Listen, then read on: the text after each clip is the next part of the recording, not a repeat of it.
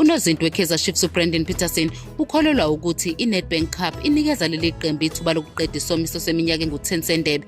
uPeterson ukusho lokhu ngemuva kokuthi leli qembu liqhathwe ne-Free Agents FC edlala ku-ABC Motsepe ku-Last 32.